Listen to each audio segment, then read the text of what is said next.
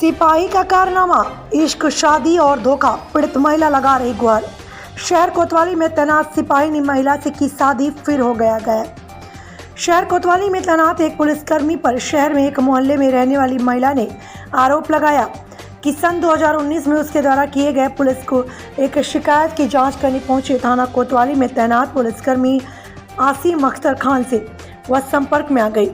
बात धीरे धीरे बढ़ी तो दोनों का प्यार परवान चढ़ गया और दोनों ने उक्त मोहल्ले की महिला के घर के बगल स्थित एक मदरसे में निकाह कर लिया।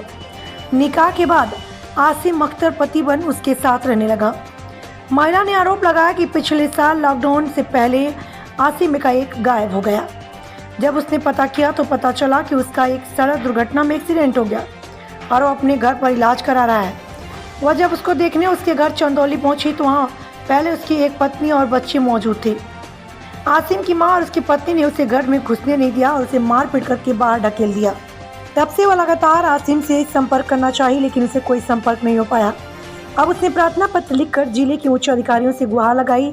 ऐसी हालत में एक अकेली महिला अपना गुजर बसर कैसे करे और कहाँ जाए, उसे न्याय दिलाया जाए। वहीं आसिम अख्तर खान के मोबाइल पर जब संपर्क किया गया तो उनकी मां ने बताया कि सड़क दुर्घटना में उसकी याददाश्त चली गई है, उसे कुछ याद नहीं है। ये अब सारी कहानी सुनते ही पीड़ित महिला की जुबानी। ऐसी खबरों के लिए बनी रहे हमारे साथ, देखते रहे इंडिया रिपब्लिक। अमित पांडे, मुख्य कलाकार संपादक।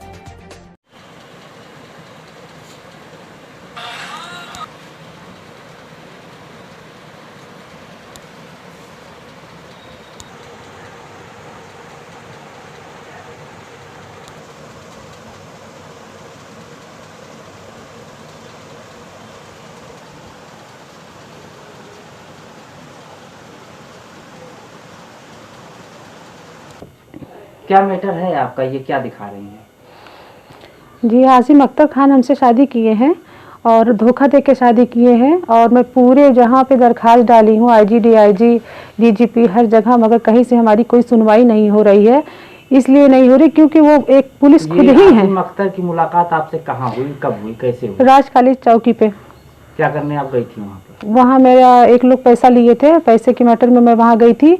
उस वक्त वो मुझे वहाँ पे मिले, मेरे घर पे आए, मेरा मोबाइल नंबर लिए। उसी दिन से मेरे घर पे कूदने फाड़ने लगे और जब ये पकड़े गए तो इनके पापा से फ़ोन पे संपर्क हुआ तो इनके पापा आए तो बोले कि इनकी बीवी एक्सपायर कर गई है, धोखा देके हमको शादी की। वहाँ जाने पे पता लगा 12 जून को ये गए हुए, 12 जून 2020 में। कब शादी किए थे आपसे? 12 सितंबर 2017 में।